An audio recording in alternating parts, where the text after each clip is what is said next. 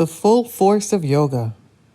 Yoga is a science of living that has improved the lives of countless thousands for centuries. Its benefits are almost magical. One reason that yoga has such transformative power is that its theories and practices address every facet of who we are: physical, mental, and spiritual. The physical aspect, represented by the asana, pranayama, deep relaxation techniques, and cleansing practices. Hatha yoga can foster better health, greater energy, flexibility, strength, and every organ and system in the body is brought to balance, and the body is brought into harmony with the mind. At the mental level, a calmer, clearer, more joyful, focused mind and a more open, loving, compassionate heart can lead to improved ability to learn, greater compassion, greater creativity, increased ability to handle life's stresses, more harmonious relationships, improved decision-making and problem-solving abilities, increased financial prosperity, and increased sense of meaning and purpose in life. On the spiritual level, yoga can lead to the end of suffering, the experience of oneness, attainment of self-realization. That is an incredible array of benefits. But many make the mistake of looking at the list like an arithmetic problem in which numbers in the first two categories add up to and inevitably lead to the spiritual benefits listed at the end. This is not necessarily the case.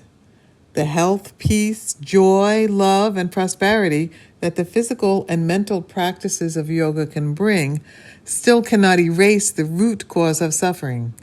Reduce it, yes. Make for a nice, full life, certainly. But it will not really do enough to mitigate the painful effects of realities such as disease, old age, and death. Why can't all the wonderful physical and mental benefits brought by yoga erase suffering? When we explore the spiritual level, the most refined and elevated level of yoga, we need to begin asking ourselves not what can yoga do for me, but rather, what can I do to tap into the full force of yoga, the force that can put an end to all my fears, anxieties, and worries? Our automatic answer to the above question is usually, yes, of course, if there's anything I can do to alleviate my suffering a little, or better yet, avoid it, I'll do it. Who wouldn't? Next, we need to ask a really important probing question, the answer to which largely determines our success in attaining the spiritual goals of yoga. Am I really willing to do what it takes? Let's reflect together on the transformative power of yoga, how it can be released in our daily lives, and discover if our understanding, intentions, and efforts are up to unlocking the full force of yoga. Why can't life always be happy? To understand this, we should know a little bit about dukkha, the Sanskrit word translated as suffering. Looking at the roots of the word, we find it means something like bad axle hole. On a wheel, the axle hole is the exact center of the wheel. If it is not the center, the wheel cannot rotate evenly. The result is an uncomfortable, shaky ride. It's not only physically unpleasant, but the instability of the ride brings up anxious doubts about our safety, like turbulence on an airplane. The mind is repeatedly drawn to the rough ride. It's difficult to relax and be at peace. Our actual level of safety, as well as the intensity of anxiety we feel, are determined by how far off the axle hole is from the center. If the hole is way off, the ride can be alarming. Keep in mind, our rough ride is not solely determined by the off-center axle hole, but by the road's own potholes, ruts, and obstructions. What's more is the fact that this wobbly wheel makes controlling the vehicle more difficult. All in all, it is clear that we're not destined for a pleasant ride. Each and every life is like a wheel on a journey. Countless cycles of coming and going, unavoidable and sometimes unwelcome changes, uncertain futures. All the experiences that we create for ourselves or that life unexpectedly tosses our way. The question we need to answer is this: is there any way of living that will provide a centered, stable axle for my life? There is only one thing that, placed at the center of our lives, will provide a safe, comfortable, peaceful ride: the self, the spirit, or God. Even placing any or all of the physical and mental benefits of yoga from our list at the center of our lives won't do the trick. You might want to think about that list again. We have all experienced most of those benefits at times and for a while, but not always consistently. Since they are not, or more accurately, since we are not rooted in the self, they can and will come and go. The unexpected twists and turns that life can throw at us are often very powerful disruptors of our peace. Changes to our health, relationships, finances, the world's situations can all throw us into anxious, angry, or depressed states.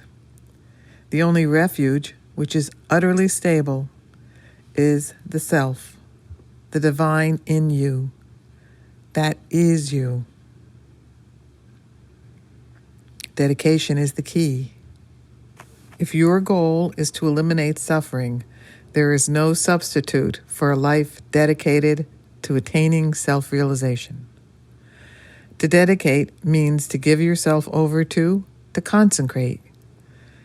It certainly includes giving yourself to the practice and principles of yoga.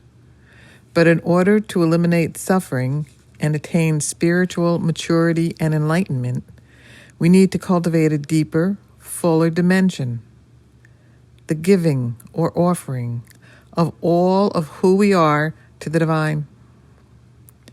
This can be understood as the dethroning of limited ego-centered desires and activities that we have placed at the center of life and replacing it with the absolute, the ground and source of all life. In yoga, this attitude is called Ishvara Pranidhanam, referring to Yoga Sutras 1.23 to 1.27, 2.1, 2.32, and 2.45. Ishvara is the supreme being, and pranidhana means to put first, to put in proper alignment. Of practical note is the first sutra listed, 1.23. It comes after a long list of ways to attain enlightenment. It's as if the author, the great sage Patanjali, winks as he says, you can do all sorts of rigorous practices, or you can just put your life in proper alignment. Put God first. It is this principle that opens the door to the full force of yoga. How to live a dedicated life. What we're really trying to do is this: go with the flow. What a beautiful saying. It sounds so nice, like floating on an inner tube down a lazy river on a warm summer's day. The flow is God's will, the laws that govern life and the universe, Dharma in Sanskrit. In truth, putting your life in attunement with the highest will can't be accomplished without effort. First and foremost, it requires a firm commitment to making a shift from a limited, ego-based life to one based on seeking and following the will of God. Someone once gave me a poster that pictured a graceful white swan serenely floating on a pond. It read, "Seek the will of God, nothing more, nothing less, nothing else." That should be your watchword, one we repeat every day and in every circumstance. Seek the will of God. Nothing more, nothing less, nothing else.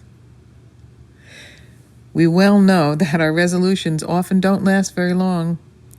Our minds are used to darting here and there, getting bored, and then flitting around looking for new distractions. Make the mind strong and steady through meditation, chanting and prayer, selfless service, studying of sacred wisdom, self-reflection, and a keen, unbiased observation of the ways of life. It's not easy to do. It seems like a no-brainer.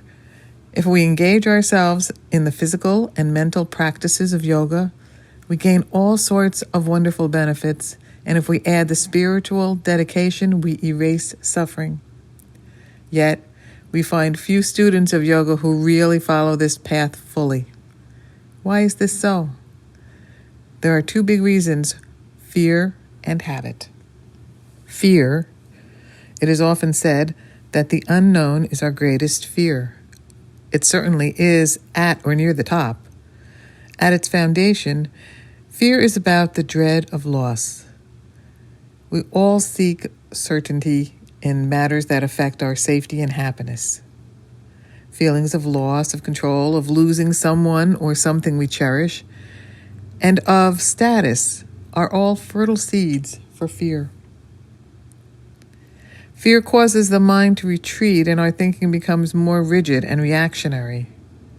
Rationality is lost or hampered, and the lessons of memory are also often forgotten. Our faith may weaken or slip away. We feel confused and defenseless. We are not inclined to even try something that can help us.